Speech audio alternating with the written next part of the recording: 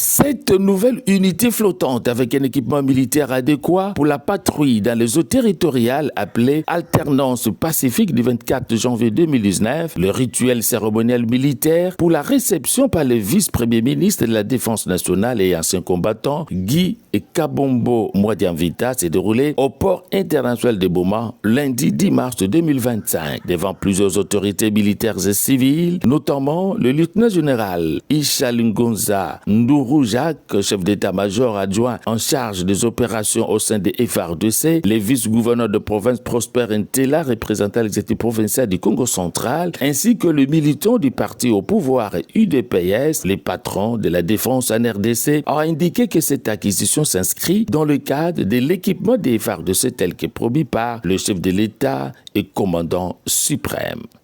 C'est ici l'occasion de rendre un vibrant hommage au président de la République, chef de l'État et commandant suprême des forces armées de la République démocratique du Congo, pour sa vision, celle de doter notre pays d'une armée réellement professionnelle, armée de métiers, vision censée imprimer la compétitivité de l'outil national de défense dans tous ses aspects, dont celui de l'acquisition des équipements.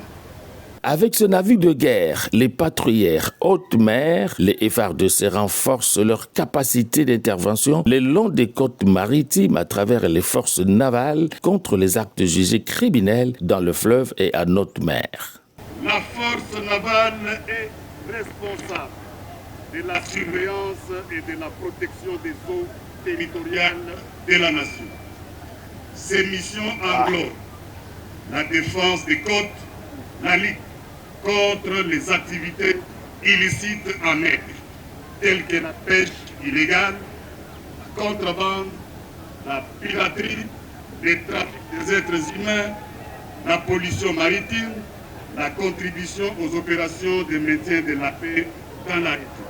Une randonnée sur les eaux du fleuve s'en est suivie. Question de palper du doigt les explications techniques sur le fonctionnement de ces navires de guerre à protéger jusqu'au sacrifice suprême, a-t-il insisté. Auparavant, après être réussi à son arrivée par le vice-gouverneur de province, le VPM de la Défense a eu un briefing avec le membre du comité local de sécurité à la mairie de Boma.